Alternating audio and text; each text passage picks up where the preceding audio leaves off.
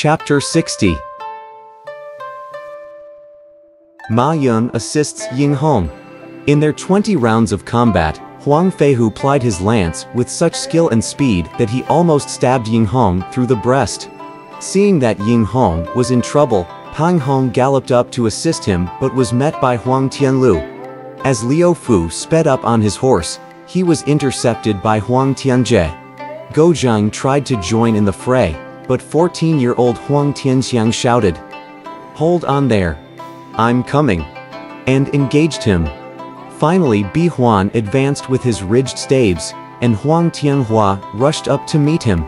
The 10 generals fought violently. Unable to resist Huang Feihu any longer, Ying Hong turned his horse and fled. He took out his yin-yang mirror and shone it on Huang Feihu. Huang Feihu fell from his ox and was taken captive by Zhen Lun. Huang Tianhua gave up Bi Huan and tried to rescue his father. Ying Hong knew that Huang Tianhua was a Taoist and decided that he'd better make the first move. He flashed his mirror on Huang Tianhua.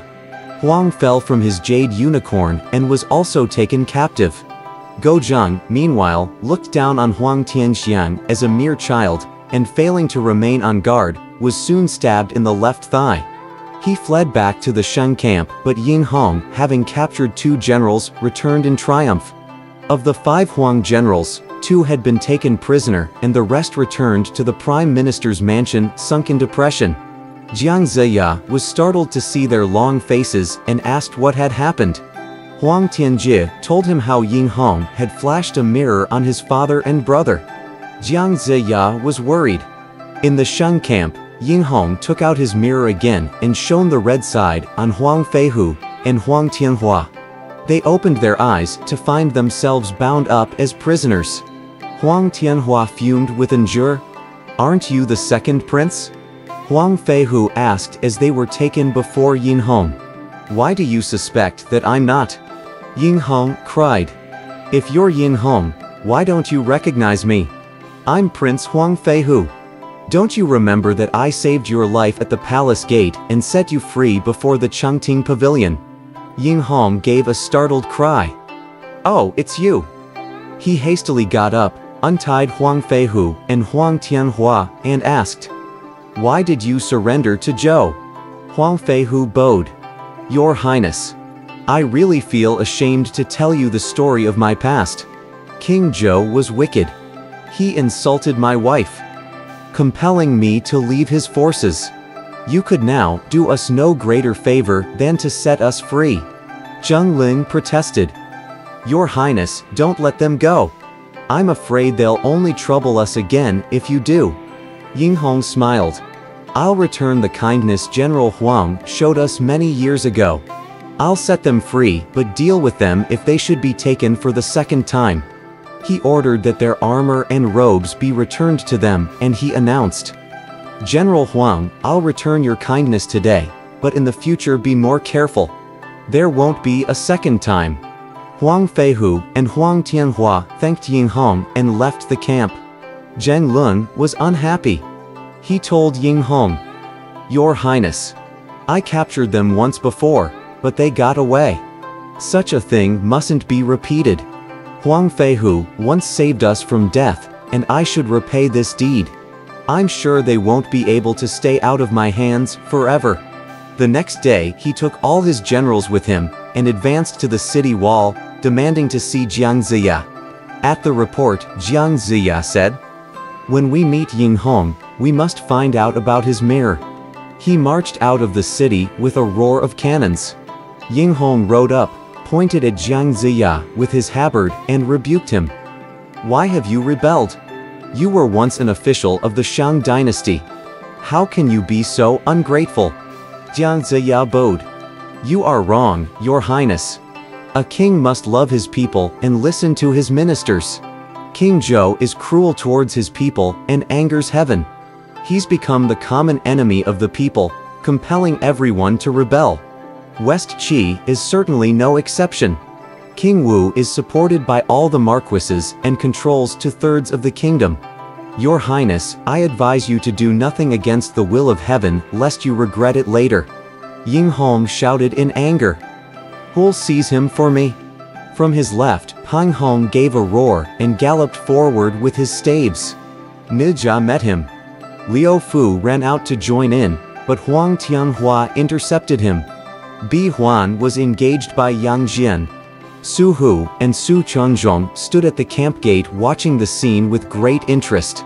They saw Ying Hong fighting with Jiang Ziya amidst the beating of gongs and drums and war cries on both sides. After a few rounds, Jiang Ziya threw up his staff for beating gods, but it could not hurt Ying Hong in the least, as he was protected by the magic robe. Jiang Ziya had to hurriedly retrieve his staff. Nijia lost patience with Pang Hong. He cast up his universal ring, knocked his enemy down and stabbed him in an instant. At the sight, Yin Hong screamed, "You damned wretch! How dare you!" He gave up Jiang Ziya and galloped up to Nijia. After several rounds, Yang Jian set his dog on Bi Huan. Badly bitten, Bi Huan reeled backwards and was slashed in two by Yang Jian. The souls of the two Shang generals flew to the terrace of creation. Ying Hong tried to use the mirror in his battle with Nijia, but little did he know that Nijia's body was of lotus flowers and not flesh and blood. He shone the mirror on Nijia over and over again, but it was useless.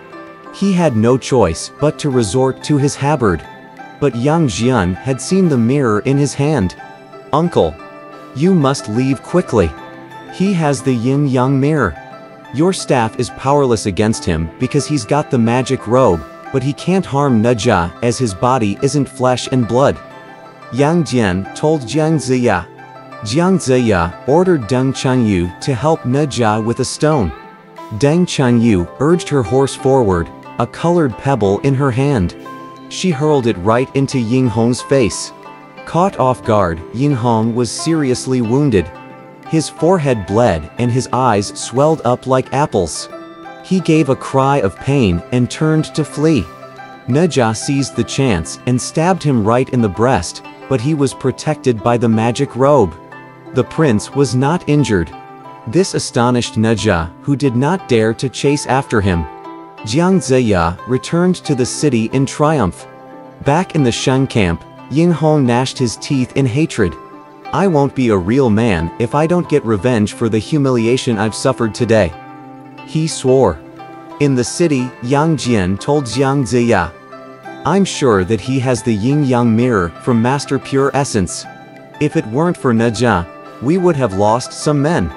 I'll go to Mount Taihua and see what Master Pure Essence has to say." Jiang Ziya agreed to his proposal. Yang Jian soon arrived at Mount Taihua and entered the exalted cloud cave. When he saw Yang Jian, Master Pure Essence asked, "Yang Jian, what brings you here?" "Uncle," Yang Jian replied, "by order of Jiang Ziya, I'm here to borrow your yin-yang mirror. We'll return it as soon as we've won the war." Ying Hong's got it. "I told him to help Jiang Ziya. Why hasn't he told you that he has got it? I've come just for this reason. He hasn't joined our side. On the contrary, he's helping the Shang army." Master Pure Essence stamped his foot and sighed. "I'm sorry that I mistook him for a reliable man. I gave him all my treasures. How could I have known that the beast would betray me?" He commanded Yang Jian, "Go back first and I'll be in West Qi right away." When Yang Jian returned to West Qi, he told Jiang Ziya, "Ying Hong is a disciple of Pure Essence. The master will be here shortly." 3 days later, Master Pure Essence arrived.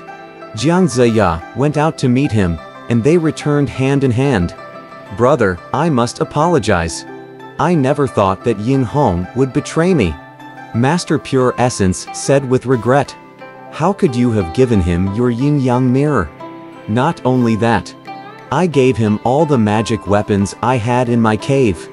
He has my longevity robe too. I don't know who induced the beast to change his mind. I'll order him to repent tomorrow." He went to the Shang camp the next day, shouting, "Tell Ying Hong to come out and see me at once." Ying Hong was not aware that his master had arrived. He got on his horse, and leading Liu Fu and Guo Zhang, rushed out of the camp gate. He was surprised and ashamed to see Master Pure Essence, and bowing, he said, "Master, your disciple cannot offer you a full salutation, as he's wearing armor." Ying Hong, remember what you promised me. What do you mean by this rebellion? Keep your oath, or your limbs will turn to ashes. Come with me and redeem your crimes before it's too late. Master, please listen to me. As son of King Zhou, how can I help King Wu against my father? As the ancient proverb says, a son should never mention his father's mistakes. How can I go so far as to rebel and attempt to kill him? Even immortals and Buddhas have to act within this ethic. It's also said that before cultivating oneself as an immortal, it's important to cultivate oneself as a human being. How can a master teach his disciple to murder his father? I hope that you'll reconsider what you taught me. Master Pure Essence laughed and reproached him. Beast, King Zhou has destroyed the sacred ethic governing relations. He's put the loyal to death and drinks and lusts without end. He's hated and forsaken by both man and heaven. If you serve Zhou, your branch of Shang may survive. But if you don't, fate will see to it that the Shang line will die out. Get down from your horse and repent. I'll do my best to beg forgiveness for you. Please go back, Master. Ying Hong replied sternly. How can a teacher teach his disciples not to be loyal and filial? It is impossible for me to obey. I'll come back and apologize after I've crushed West Qi. Pure Essence was furious. You beast! How dare you disobey your taster? He struck at Ying Hong with his sword. Ying Hong parried with his halberd and begged, Master, how can you hurt your own disciple just for the sake of Jiang Ziya? King Wu is a sage ruler rising to meet the needs of the times, and Jiang Ziya is well known as an outstanding minister. You, however, dare oppose the will of heaven.